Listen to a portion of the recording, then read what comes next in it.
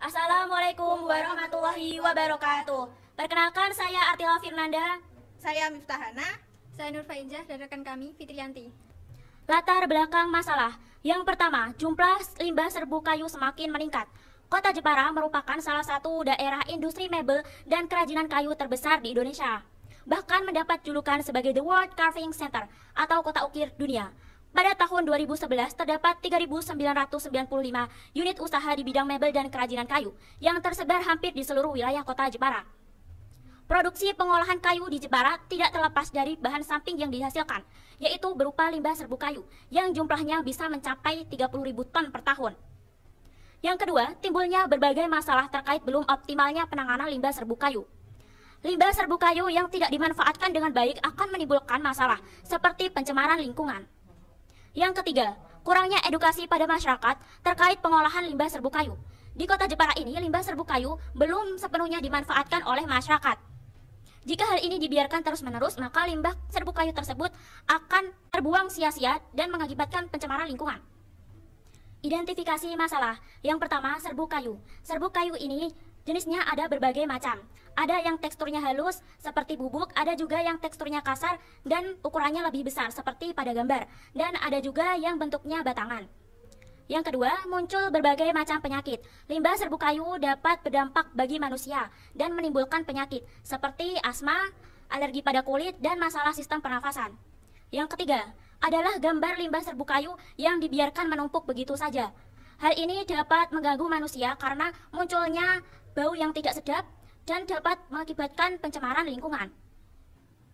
Rumusan masalah dalam penelitian ini adalah yang pertama, bagaimana upaya pemanfaatan limbah serbu kayu sebagai campuran bahan media tanam. Yang kedua, bagaimana efektivitas hasil pemanfaatan limbah serbu kayu sebagai campuran bahan media tanam.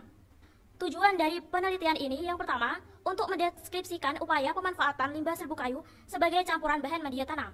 Yang kedua, untuk mendeskripsikan efektivitas hasil pemanfaatan limbah serbu kayu sebagai campuran bahan media tanam. Manfaat yang dapat diambil dari penelitian ini bagi peneliti, sebagai bahan masukan untuk mengadakan penelitian lanjutan. Bagi guru dan masyarakat, dapat menambah pengetahuan terkait efektivitas pemanfaatan limbah serbu kayu. Dan bagi siswa, dapat meningkatkan pengalaman dan kreativitas dalam pemanfaatan limbah serbu kayu. Subjek penelitian, limbah serbu kayu atau serbuk gergaji. Metodologi penelitian.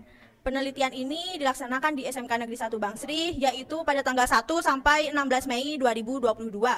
Lalu jenis penelitian ini kami menggunakan deskriptif kualitatif untuk menggambarkan, melukiskan, menerangkan, menjelaskan, dan menjawab secara lebih rinci permasalahan yang akan diteliti dengan mempelajari semaksimal mungkin seorang individu, suatu kelompok, atau suatu kejadian.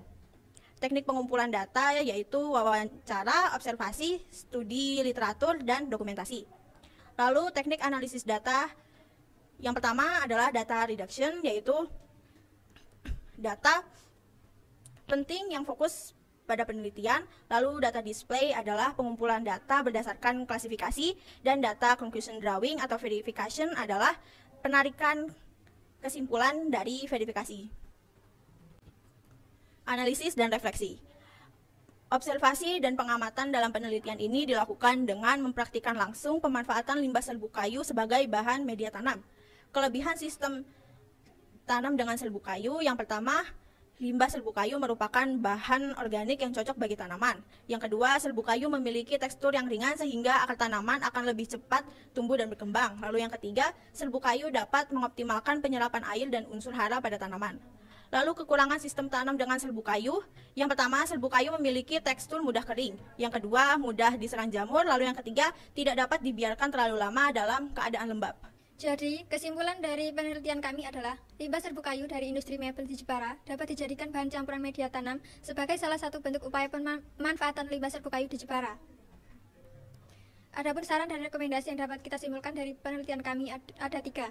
Yang pertama, diharapkan limbah serbu kayu yang dihasilkan dari industri mebel di Jepara dapat dimanfaatkan oleh masyarakat agar limbah tersebut tidak terbuang sia-sia. Yang kedua, mengolah limbah serbu kayu sebagai bahan campuran media tanam menjadi rekomendasi yang tepat dalam upaya pemanfaatan serbu kayu yang dihasilkan dari industri mebel. Dan yang ketiga, perlu adanya sosialisasi terkait pemanfaatan serbu kayu kepada masyarakat luas, serta beberapa pihak terkait baik penghasil maupun pengguna serbu kayu.